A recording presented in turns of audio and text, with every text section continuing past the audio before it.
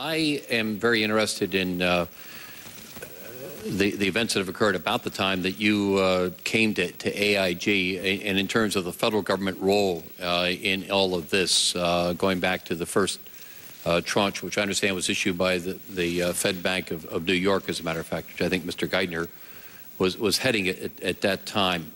Can you tell us, and it was at that point that the federal government became the owner of 89-point-some% of AIG stock, and so we became a majority stockholder at that time. Can you tell us what the federal government participation has been since that time in terms of meetings that have occurred either with the Fed of New York or the greater Federal Reserve here in Washington and the Treasury Department?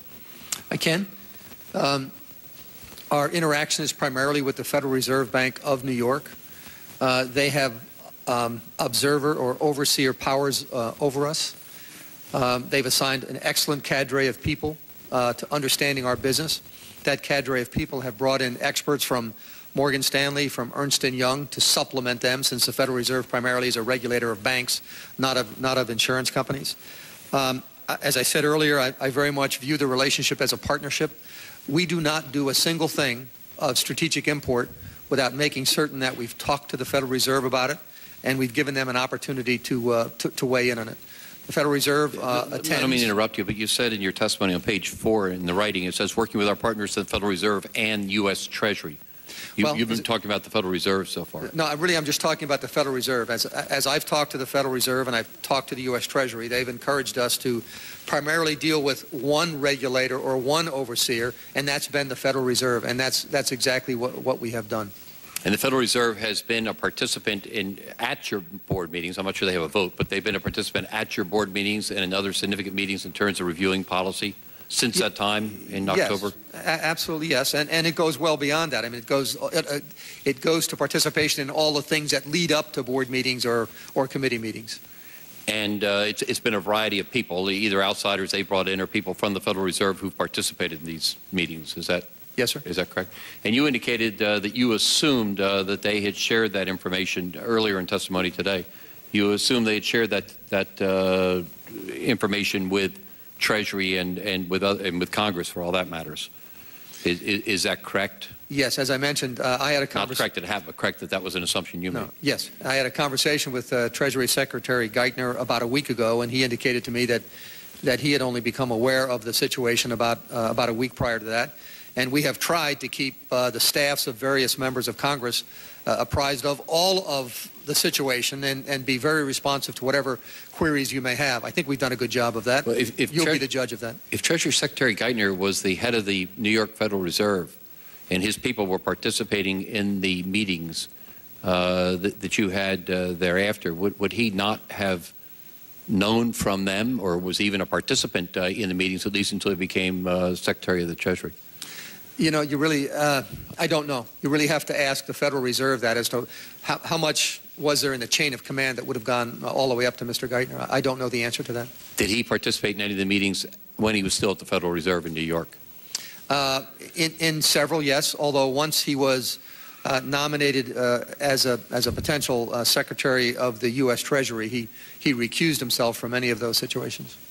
Now, you indicated that the Federal Reserve could say yay or nay at these various meetings, and I assume these are probably board meetings or some subset of the board, correct, executive committee type meetings, correct, or whatever.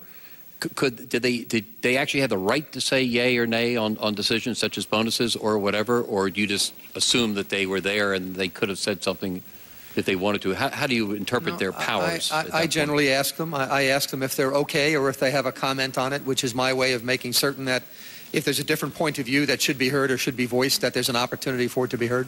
And they did not say nay as far as these bonuses were concerned?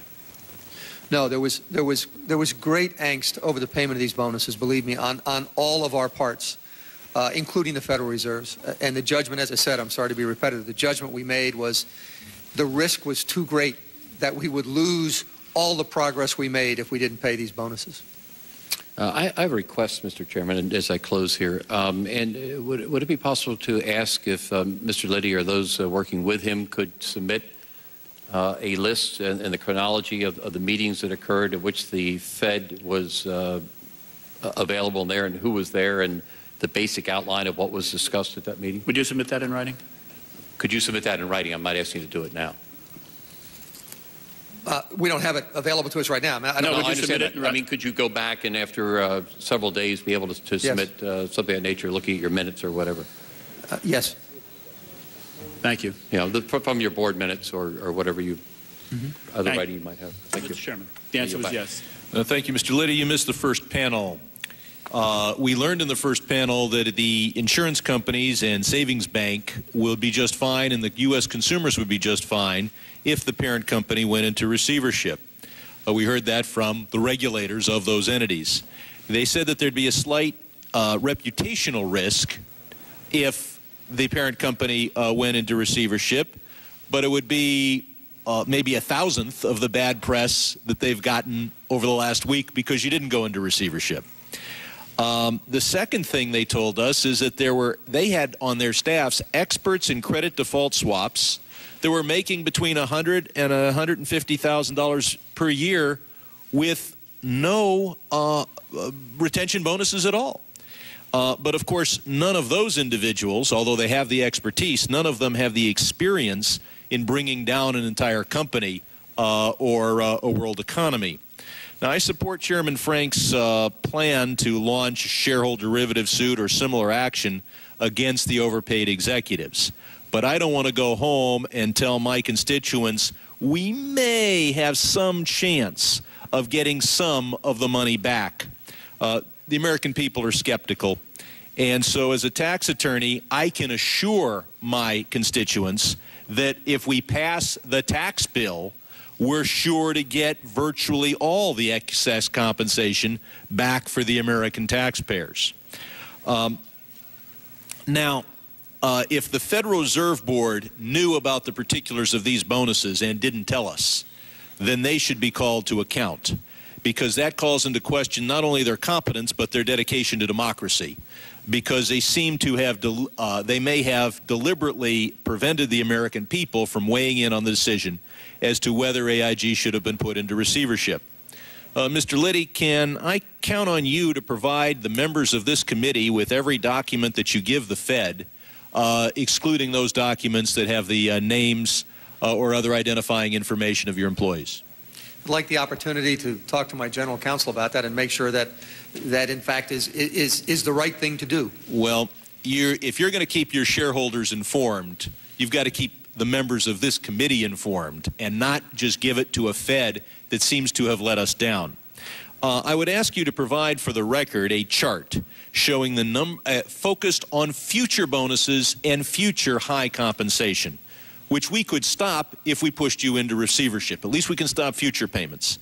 And in that chart, show us how many employees are getting more than $100,000 a month in salary, and how many stand under current compensation plans to get over $500,000, $1 million, or $2 million during 2009 in bonuses. Can you furnish that for the record? I believe we can. Thank you. Now, are the employees of the company able to consult at AIG expense criminal defense lawyers, especially the high-paid $500 an hour, $1,000 an hour criminal defense attorneys? Is that allowed under your policies? Only if there's an assertion of criminal wrongdoing. I think anybody listening to this committee would say that there is an assertion of criminal wrongdoing at least being made by the American people. You have an obligation to keep your shareholders informed. The shareholders are the 300 million American people. You can't just tell one or two shareholders. You got to tell all the shareholders. You knew a month ago that if we put this company into receivership, we not only would save the $30 billion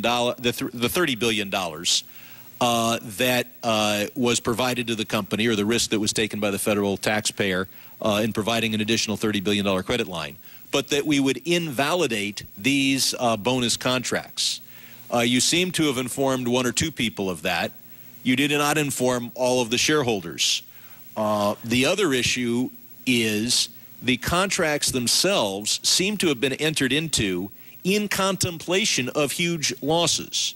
And whether there was a criminal conspiracy to conceal these losses from the shareholders that AIG had about a year ago and enter into these contracts, both of these issues raise issues of whether there's criminal liability. Under those circumstances, will AIG spend the money to provide criminal defense counsel to its employees and officers? You know, I really need to look at the facts, sir, in much more detail than what you just indicated. I would ask that you would provide for the record what your policies are, because as if, you know, we in the Miranda rights don't entitle you to $1,000 an hour criminal defense attorneys. They entitle you only to what is called the rights that Miranda was given. I believe my time has expired.